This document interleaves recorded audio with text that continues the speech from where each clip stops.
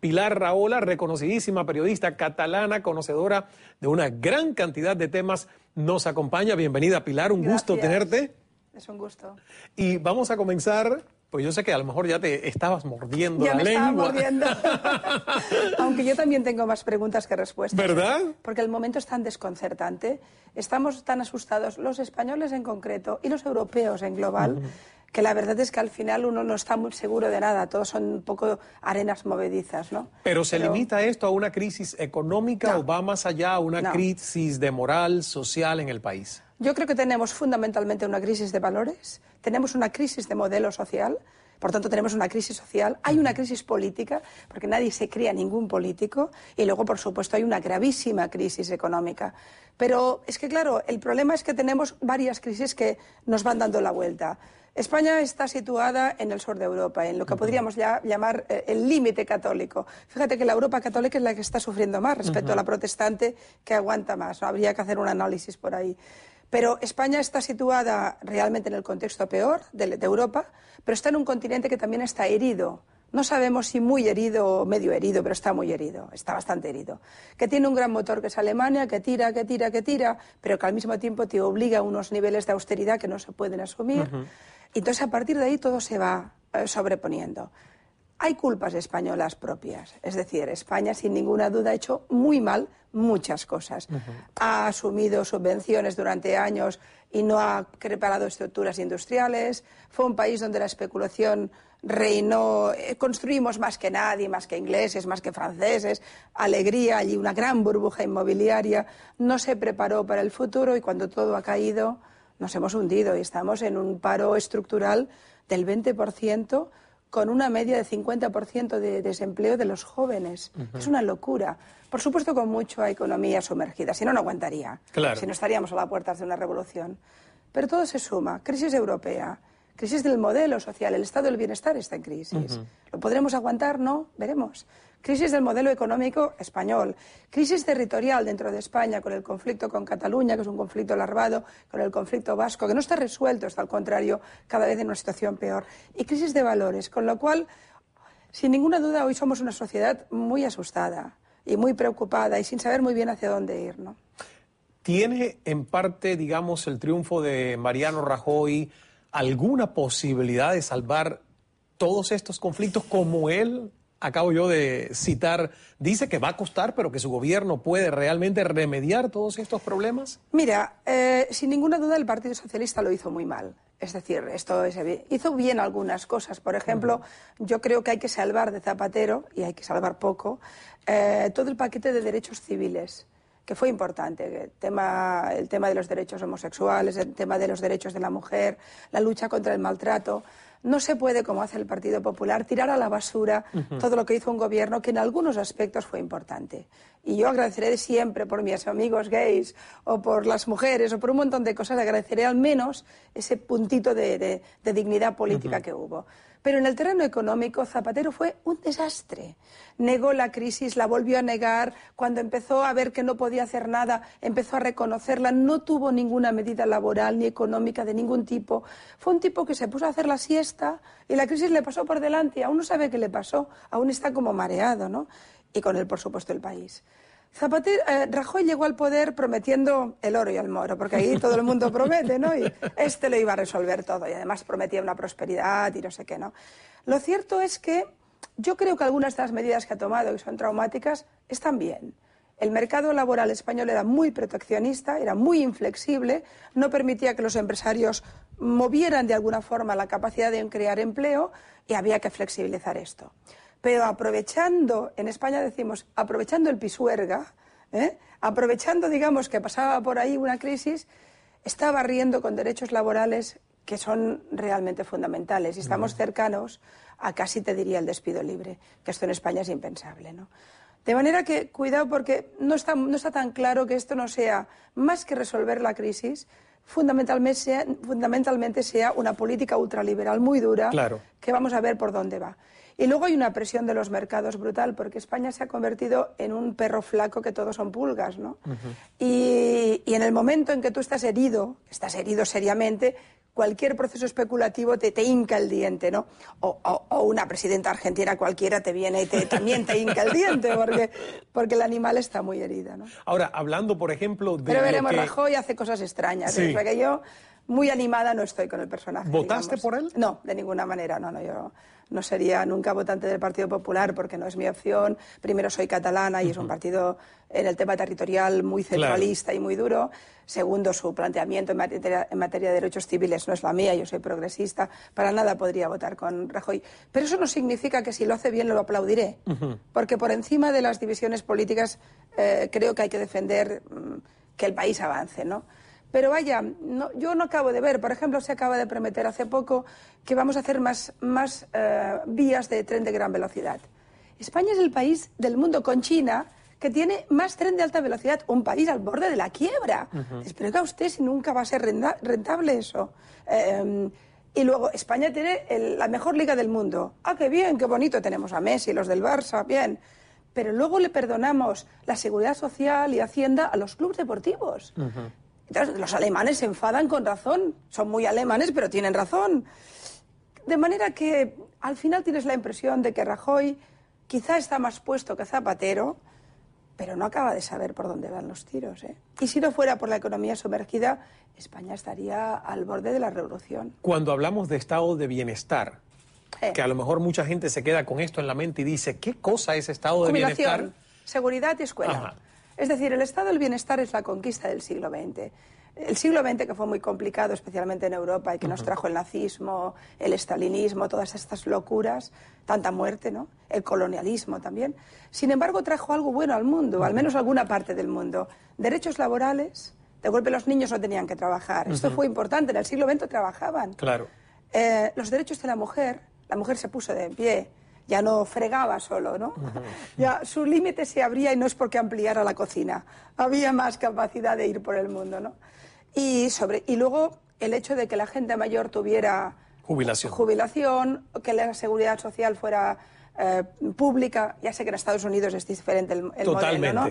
Por tanto, quizá hay que explicarlo. Pero por eso, en Estados Unidos y además cada uno de nuestros países latinoamericanos cada uno tiene su variante, su modelo. Por eso es importante, sí, porque en España la gente está acostumbrada a esto, ya es una garantía social. Es que es una conquista histórica.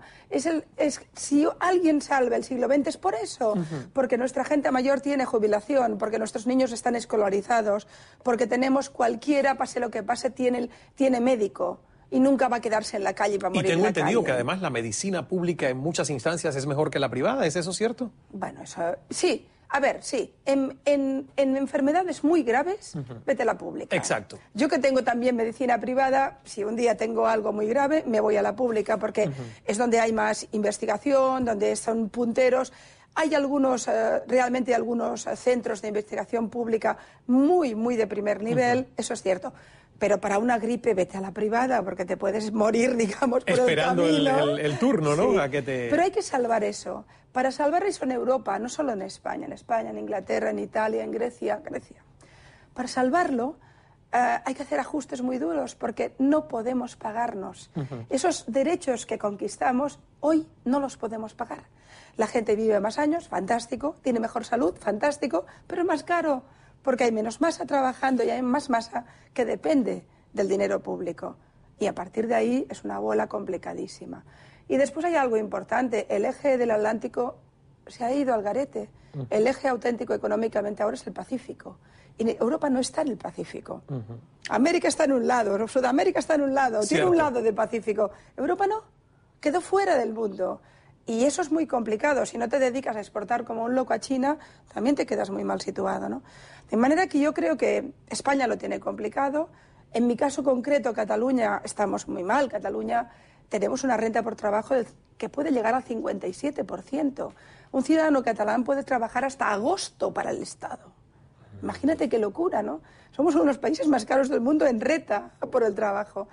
Y luego está el conflicto en Europa, Europa está complicada. Te diré una frase que me dijo alguien hace poco, un buen economista, que hablábamos, bueno, pues España puede salir del euro, no puede salir, Grecia, Portugal. Y el tipo me dice, saldrá Alemania del euro, que está hasta las narices. Alemania dirá, bye, bye. Exacto. O Wiedersehen. Veremos. Justamente mi próxima pregunta era qué tanta conveniencia o no le había traído a España, que yo creo que sí, ¿verdad?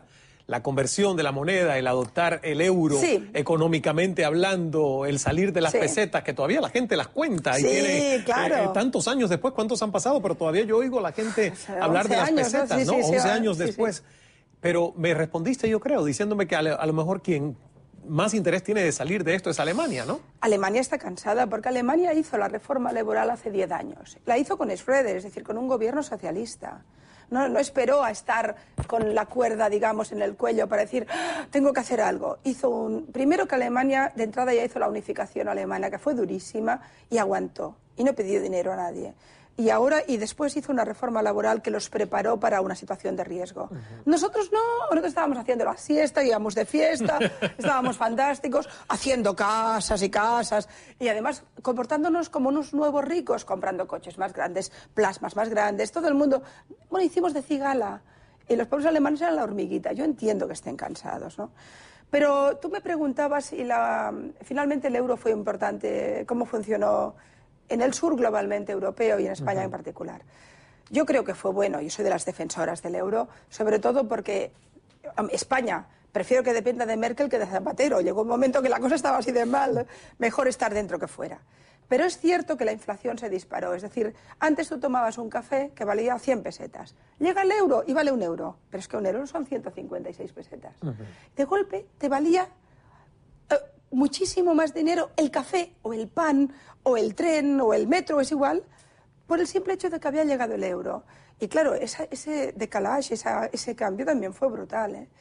O sea que, bueno, por un montón de motivos, yo creo que es una economía, la nuestra, que está muy herida, que tiene un problema estructural, luego tiene el problema internacional y bla, bla, pero tiene un problema estructural que no acaba de resolverse adecuadamente. Y hemos tirado el dinero.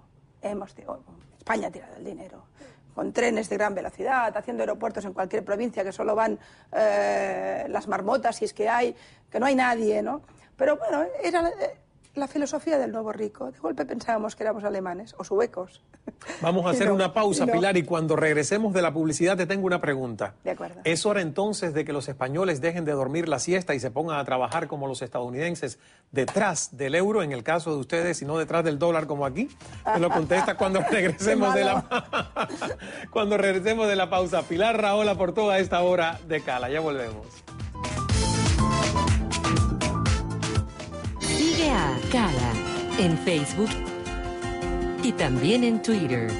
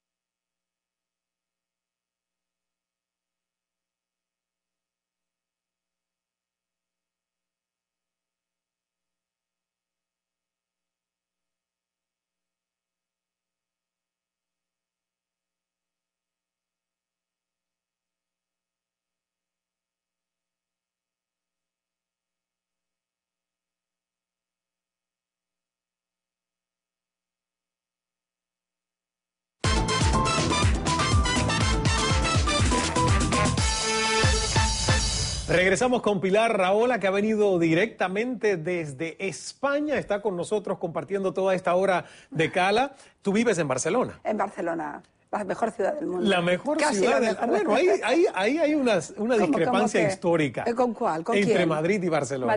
Madrid, que es una ciudad a 600 kilómetros de Barcelona, creo.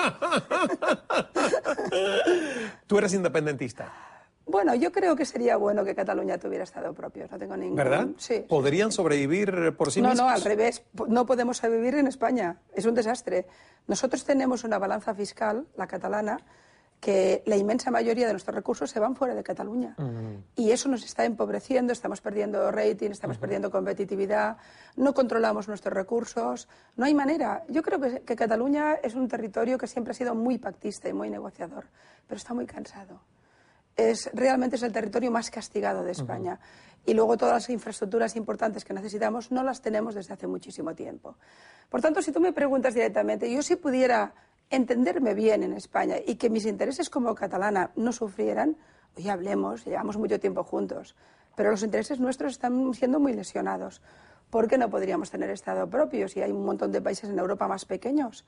Cataluña son 7 millones de habitantes. Ustedes son el más que Suiza. 19% del PIB Del PIB de España. español, sí. Lo produce Cataluña. Sí, señor, exactamente. Pero en cambio nuestros recursos se van permanentemente a unos niveles que son absolutamente imposibles de aguantar. O sea, nosotros pagamos más al Estado español de lo que paga cualquier lander europeo, alemán, a Alemania. Landers ricos, y en cambio nosotros no somos ricos. Y entonces este dinero que permanentemente se va, que no controlamos, tampoco sirve para crear riqueza. Sirve para una cultura de subvención donde hay una gente que pone la manita y en cambio no se ha hecho ninguna reforma ni industrial, ni agrícola, no se ha hecho nada. Entonces tienes la impresión permanentemente que los recursos económicos de Cataluña van siendo ahogados y tampoco no van a crear nada, ¿no? Y entonces hay un cansancio colectivo muy considerable. Pero si es un cansancio colectivo, y te lo pregunto ahora como expolítica que has sido en tu vida, porque formaste hasta un partido político. Bueno, sí, porque me peleé con el otro, porque esas te peleaste cosas de la con política el otro, son terribles. pero no te fue muy bien. No, pero eso es normal. Y además yo creo que yo no soy un animal para la política. Soy un animal, pero no para la política. Es decir, que pero creo... tenías esas...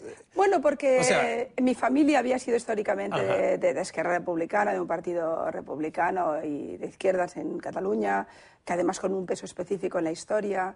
Yo tengo además una familia importante. Mi tío abuelo fue el primer condenado a muerte de Franco, fue el primer fusilado en un juicio sumarísimo nada más llegar, y además era un pacifista, era un intelectual renombrado.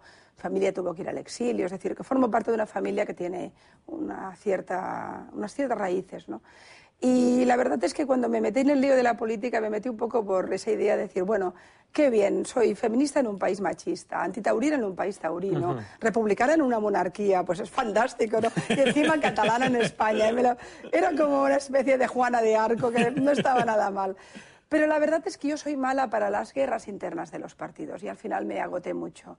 Y entonces, bueno, hubo una crisis, hubo una escisión y la gente castiga las escisiones, la verdad. Pero yo recuerdo de 3 elecciones que me presenté, solo perdí la última, o sea que tampoco el balance no es malo, pero no volvería. Pero no volverías. No, para nada. Mi papel es el mundo de la comunicación, son las ideas, es el análisis. Creo que quiero estar aquí, es mi territorio, es el territorio de la palabra libre. No me siento vinculada a ningún partido político. Si tengo que aplaudir a Rajoy, lo haré. Si lo tengo que criticar, lo haré. En cualquier otra opción también. Zapatero hemos empezado diciendo muy mal, pero algo hizo bien. Y ese es el territorio de observación, ese territorio hostil que es la palabra libre. Me encanta. No, y qué bueno que además tengas esa independencia para poder hacerlo. Porque está el otro tipo de periodismo, de intelectuales radicales, donde si le van y le apuestan a alguien, el contrario no puede hacer absolutamente nada nuevo o nada bueno. Esa gente me da, francamente, mucha fatiga, pero sobre todo mucha pena. Porque no hay nada más extraordinario que conquistar tu propio espacio. Yo tengo una tiendecita de campaña, la he plantado en medio de la plaza pública, y llueve o haga sol, yo digo lo que me da la gana. Y me es igual que el partido que gobierna o el que no gobierna se enfade, se mosquee, esté contento, porque creo que tenemos que volver a recuperar la mirada libre de la política, del pensamiento, de la sociedad. Y hay que ser muy riguroso con esa exigencia de libertad, que luego te puedes equivocar cada día. Pero primero, eres alguien que no depende de nadie. Y a mí me encanta porque ningún partido, ningún político piensa que soy de los suyos. Y todos piensan que un poquito quizás sí lo soy. Y es fantástico porque al final no eres de nadie, ¿no? Al final milito en mi duda, que creo que es el espacio mejor donde Me estar. encanta eso, militar en la duda. Claro. Y sobre todo si hablamos de políticos, esa duda tiene que estar siempre presente. Bueno, los políticos todos son dogmáticos, todos tienen verdades absolutas, con lo cual así les va, ¿no? Yo cada vez tengo menos verdades absolutas, tengo más dudas. Qué bueno. Hablando de la pregunta que dejé pendiente, que no quiero que se me olvide, ¿crees entonces que en medio de una crisis como la que me has descrito, que enfrenta España, es hora de cambiar conceptos, maneras de ver la vida? Incluso te ponía el ejemplo de la siesta, pero que no podría ser descabellado. O sea, Pues, ¿es hora de que los españoles dejen de dormir la siesta y produzcan más? No es para nada descabellado, al contrario, has dado en el corazón, porque nosotros tenemos un sistema de horario laboral que es catastrófico. Claro. Y porque encima de golpe se rompe por la mitad el día del mercado laboral, allí donde tienes que ser útil, y dura horas, dura la comida, el cafetito, la copita, el no sé qué, con lo cual no concilias el horario laboral con el familiar, no eres tan productivo. En España se trabajan más horas que en Alemania y somos menos productivos, algo hacemos mal. Ah, no sabía eso. Sí. Más horas que en Alemania. Sí, en realidad hay más horas de trabajo, pero son menos productivos, por tanto no sirven. Hay que cambiar esto, hay que cambiar la idea del consumo inmediato, lo que hay que hacer es consumir bien, adecuadamente, hay que crear estructuras económicas que sobrevivan a las crisis y a los cataclismos y a los tsunamis. Hay que cambiar el concepto. Ahora, y hay que ser muy riguroso con el dinero público. Hablando, por ejemplo, de una de las cosas que yo he leído que a la gente le molesta bastante es que Rajoy ha dicho sí, hay que subir los impuestos, hay que recortar gastos, pero no hay que se subir puede los más impuestos. en España. España es un país que está absolutamente descontrolado en materia de impuestos. Ahora van a volver a subir el IVA en un país donde nadie compra nada. Si tú subes el IVA, castigas el consumo. ¿Quién va a comprar?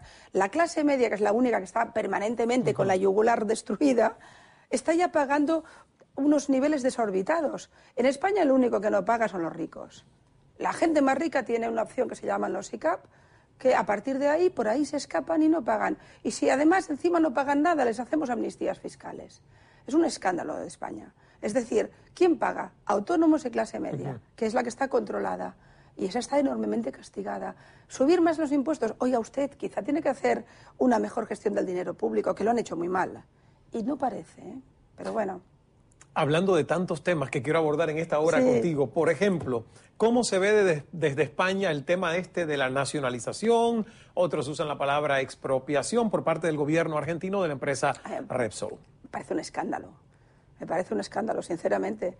Yo creo que ha habido aquí primero hay un discurso populista que me preocupa enormemente porque me recuerda a algunos discursos bolivarianos bastante nefastos desde mi punto de vista. Es decir, yo creo que Argentina, que es un país enormemente importante, que no es un país cualquiera, es un país que marca las pautas, que marca agenda, que marca, por tanto, los tiempos en muchos sentidos en Sudamérica, con Brasil y con Chile y con más países, pero Argentina no es. Lo que pasa en Argentina, si Argentina todos tenemos la gripe, muchos, es decir, esto es serio. Y de golpe tienes una presidencia que hace ya muchos años que tiene una derivada populista que a mí me preocupa enormemente porque creo que tiene que ver con valores democráticos fundamentales. Un país serio no puede hacer lo que ha hecho Argentina. No puede expropiar alegremente y cargarse la seguridad jurídica por la cara y decir que esto no importa nada y que no le importan las reglas de juego del libre mercado. ¿Esto qué es? Esto me recuerda a Chávez cuando decía este banco y este, ¿no? Pero claro, Chávez no nos lo tomamos en serio y perdonen ustedes, estoy en un canal latinoamericano, pero al menos en Europa Bueno, hay libertad de expresión, Pilar. no nos lo quieras. tomamos tan en serio porque realmente ha cometido errores muy graves.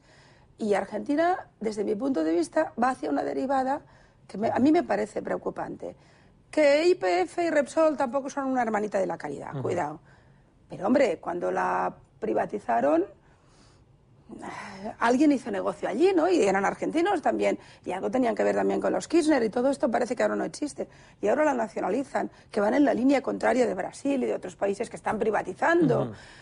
En fin, la verdad es que esto es muy preocupante. A mí me preocupa esto, me preocupa el tema del chavismo, sinceramente, porque no acabo de entender otro país importante y tan fuerte intelectualmente, culturalmente, económicamente como Venezuela, y la derivada que tiene política es incomprensible, ¿no? Se entiende, no, o sea, más allá del chavismo, de la situación de Venezuela, se entiende en Europa, en España, ¿Qué es la Alianza Bolivariana, la Alianza No. del ALBA, Venezuela, No. Bolivia, Ecuador, Nicaragua, No, Cuba? cuando eso está bendecido por uno de los peores países del mundo, que es Irán, por ejemplo, como puede esto imaginarse, no entendemos nada. Es decir, uno se puede imaginar como las mujeres de Caracas, que son todas guapísimas, con unas faldas extraordinarias, cuando cogen el avión y se van a Teherán, no sé cómo deben quedar, ¿no? Es decir, ¿qué quiero decir? Estoy haciendo la caricatura, pero es un poco cierto. La impresión que da todo el eje bolivariano es un discurso populista, émulo de las viejas revoluciones de los años 60, que no va hacia ningún lugar exactamente, pero que usa una retórica muy antigua. No significa eso que los gobiernos anteriores que hubo en Venezuela, por ejemplo, fueran mejores, ¿eh? Cuidado con los niveles de corrupción en un país tan enormemente rico. Pero lo que es incomprensible es que Venezuela tenga una riqueza como la que tiene y haya zonas de hambre en el sentido más duro del término. ¿Quién se queda toda esa riqueza? Y luego ese discurso expansionista, imperial, y luego esa alianza con los países totalitarios del Islam, las peores dictaduras, dictaduras donde te pueden condenar a muerte por ser homosexual, donde pueden lapidarte por ser mujer, donde ahora, por ejemplo, tenemos directores de cine que no pueden hacer películas de por vida o durante años. Es decir, es un país terrible.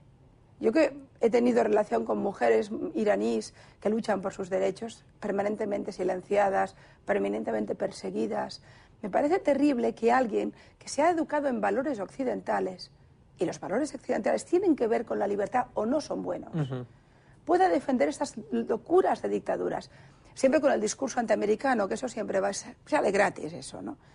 Yo creo que hay una izquierda, no toda, por supuesto, pero hay una izquierda que traiciona la libertad, pero abusa de ella, y que a mí me recuerda a lo peor del fascismo. Hay un fascismo de derechas, pero hay también un fascismo de izquierdas. Y cuando oigo este tipo de discursos, bueno, yo no tengo la impresión ni que sean serios, ni que dejen una estructura económica sólida para el futuro, y en cambio sí que creo que hay grandes oligarquías que se están enriqueciendo enormemente. Desde luego Chávez es una. Vamos a hacer una pausa, nos vamos a publicidad. Cuando regresemos te voy a hacer una pregunta que a mí personalmente me toca porque soy latinoamericano.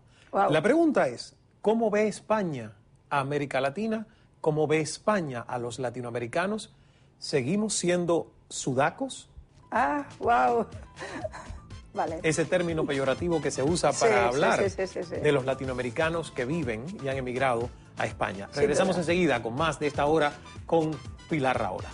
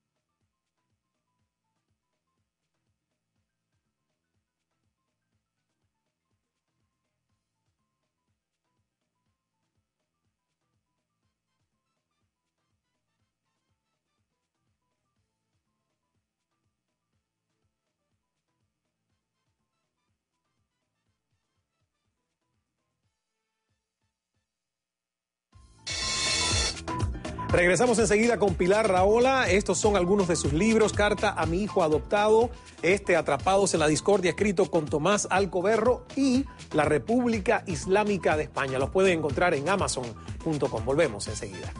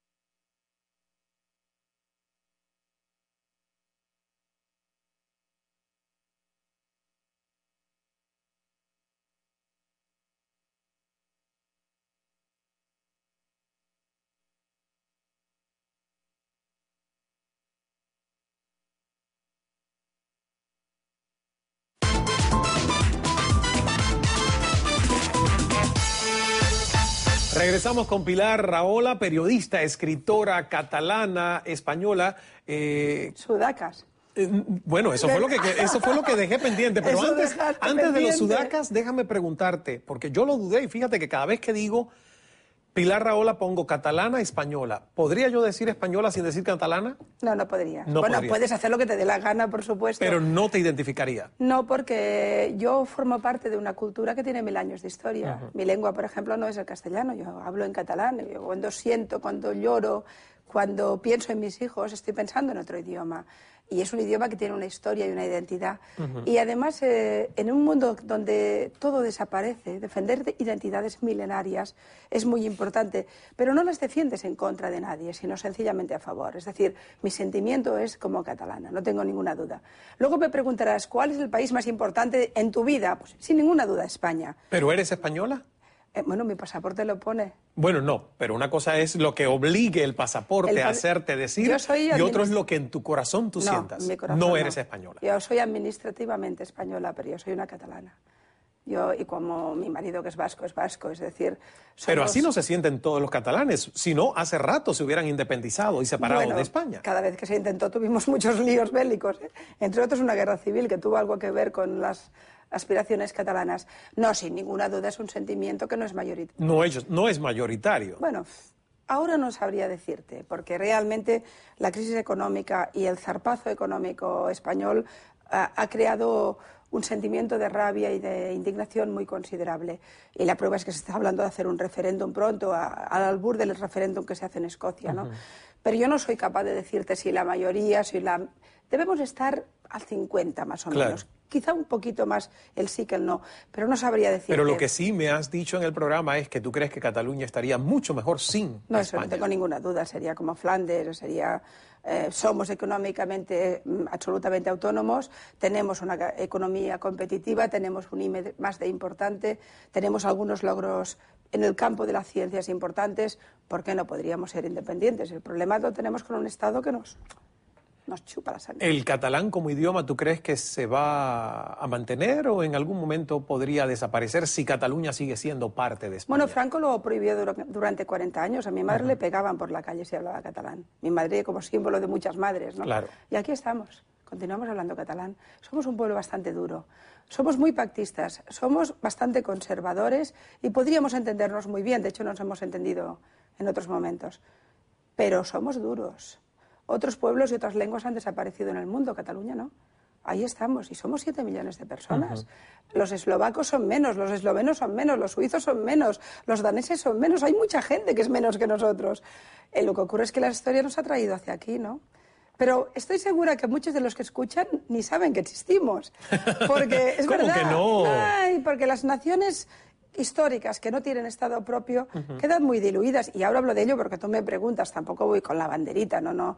Pero es cierto que realmente cada día es un poco el día de la marmota, cada día tienes que volver a explicarlo el por qué estamos ahí aguantando, claro. ¿no? Lo que pasa es que me toca muy de cerca porque yo viví 6 años en Canadá, me hice canadiense, visitaba Quebec. Quebec. Y es el mismo caso, bueno, diferente historia, pero el mismo sentimiento encontrado. ¿Sabes qué dice el presidente de Cataluña, Artur Mas? Dice, yo aprendí de Quebec. Quebec perdió 2 veces el referéndum. Yo no voy a convocarlo hasta que lo ganemos. Hay que ser pragmático. Claro. Si es que podemos convocarlo, porque Claro. España no está por la labor, ¿eh? Es que está muy complicado esto. Es decir, yo creo que todo pueblo tiene derecho a preguntarse qué quiere en el futuro. Y se pierde el sí, lo pierde. Y a ser españoles. Pero hay que hacerse la pregunta. Esto en Inglaterra lo tienen claro con los escoceses, en España no tanto. España es un imperio y no le quedan colonias. Solo quedamos nosotros y somos la última colonia. Y eso va a ser difícil. Luego tenemos el rey y sus líos. De eso vamos a hablar un poquito más adelante, pero ahora, hablando de Latinoamérica, la visión de España y de los españoles, de los latinoamericanos. El término sudaco, cuando yo visité España por primera vez, me pareció horrible, porque peyorativo, por decirlo mínimo, refiriéndose a los sudamericanos y a los latinoamericanos en general. ¿Así nos siguen viendo? ¿Como sudacos? Yo te diré que, como toda sociedad, también la española es racista, sin ninguna duda. Es decir, el musulmán, fundamentalmente el árabe, es moro, el sudamericano es sudaca, el francés es gabacho, el gitano es gitano, es decir, y el judío ya ni te cuento, porque a pesar de que no hay, el discurso antisemita en España es el más fuerte de toda Europa. De manera que es evidente que yo creo que ni peor ni mejor que otros, pero que hay sentimientos racistas, que ahí estamos equiparados, catalanes, todos, es decir, nadie se salva. Al mismo tiempo, curiosamente, la proximidad con los latinoamericanos es muy fuerte. Es decir, si tú le preguntas a un ciudadano de Barcelona, de Toledo, de Madrid, de Sevilla, ¿qué tipo de migración preferiría? Y la pregunta es antipática, no es que me guste formularla. Pero seguro que te dirá argentinos, o peruanos, o chilenos, es decir, o cubanos. Es decir, el mundo latinoamericano es un mundo infinitamente más cercano, más querido. Las españolas han ido a Cuba a buscar demasiado cubanos. Bueno, ¿no? Es que Cuba, para el patrimonio cultural que hay en Cuba, todo el mundo va para allá, ¿no? Pero quiero decirte que es encontrado, por un lado, hay ese desprecio por el emigrante, en cualquier identidad se da, y al mismo tiempo hay la simpatía por la proximidad lingüística, cultural, por los lazos históricos, y al final, como además los latinoamericanos acostumbran a ser muy divertidos, al final se crean fusiones realmente, o sea, los bares más de moda en Barcelona son latinoamericanos. Y te vas a la salsita y los cubanos, a todo el mundo los adora. Quiere decir que hay una contradicción entre el término peyorativo y el no sé qué, y luego el rollo personal que funciona muy bien. Yo sinceramente creo que los latinoamericanos viven bien en España, están bien queridos, a pesar de que puedan sufrir en su momento. Luego si hay bandas latinas y tal, es otro lío. Pero bueno, también hay bandas que no son latinas que también, en fin. Yo creo que se vive en esa contradicción, ¿sabes? Ha habido, claro, también siempre recuerda que el racismo siempre es económico. Es decir, el presidente de YPF no es un argentino, es el presidente de YPF. O el rey de Arabia Saudita no es un moro, es el rey de Arabia Saudita. Claro. O un chico negro que juega en la NBA es un crack, no es un negro. Quiero decir que ahí siempre hay, la discriminación siempre es económica, siempre es con el pobre, ¿eh? Pero de todas formas, con toda sinceridad, yo creo que se ha hecho mucho más tolerante la sociedad española. Sinceramente, y especialmente en los latinoamericanos, hay mucho amor. Tú ves los programas de televisión, siempre hay sudamericanos allí. Claro. Siempre hay, incluso en los anuncios publicitarios, siempre hay alguno que habla en argentino o que habla en ecuatoriano, no sé qué. Yo creo que hay mucho cariño, sinceramente, ¿eh? Tú hablabas de contradicciones y justamente yo creo que España tiene una gran contradicción social en el que mucha gente es republicana, pero otro gran por ciento de la población es monárquica. Cada vez menos. Cada vez menos. Los elefantes han ayudado. Esto de las fotos que aparecieron con el rey Juan Carlos en Botswana, con un elefante y 2 búfalos, ¿verdad? Bueno, O sea él se dedica a matar animales desde hace muchísimos años. Fue muy conocido un escándalo en una cacería en Rusia donde le emborracharon un oso para que lo pudiera matar. Ponían miel con alcohol, es decir, que hace barbaridades de estas desde hace muchísimo tiempo, que además es una contradicción porque la reina Sofía es animalista. Fíjate lo que ocurrió. Hay un elefante en Barcelona, en el zoo de Barcelona, que está sola y lo ha pasado muy mal y se hizo una campaña para ayudarla y se llama Susi. La reina Sofía llamó al zoo de Barcelona pidiendo por favor por la elefanta Susi y el marido está matando elefantes, con lo cual la cosa ya está claro que el matrimonio ese no funciona demasiado, ¿no? Yo creo que la monarquía española... Bueno, España es un país que ha enviado al exilio a los reyes. Es decir, que esto va y vuelve, nunca, hoy es muy monárquico, mañana es muy republicano, no se sabe nunca, ¿no?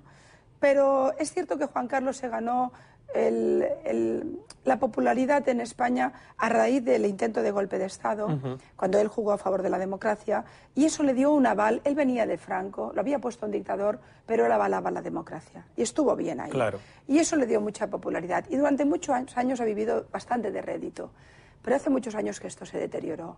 Negocios económicos opacos, una fortuna ingente, cacerías de estas brutales con amigos saudíes y amigos sirios que nadie conoce, amantes por doquier, la reina Sofía cada vez más distanciada. Bueno, el tipo estaba en el hospital y ya tardó 4 días en venir. Estaba comiendo la Pascua en Grecia, el huevo de Pascua griego, digamos, ¿no? Luego tiene el yerno metido en un escándalo de corrupción que además le puede caer una sentencia judicial importante.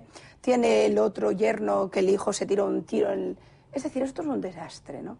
Y el colofón último ha sido, si tú eres el jefe de Estado de un país que está en una crisis gravísima, con la gente pasándolo muy mal, tú no te puedes ir como si fueras un colonizador blanco con un salacot a matar pobres animales en el África negra, cargado de dinero, en un safari de ricos muy ricos, y luego irte a una república con la que no tenemos relaciones diplomáticas porque forma parte del eje de los diamantes de sangre. Es que era brutal. Y luego irte con la amante, que encima te hace de relaciones públicas. Un tipo que tiene 74 años, ella tiene 47. Pero sí, en España hacemos broma diciendo si ha sido un accidente sexual esto, en lugar de cacera, ¿no? De cacería. En fin, esto no... Pero ¿la monarquía va a perdurar después del rey Juan Carlos?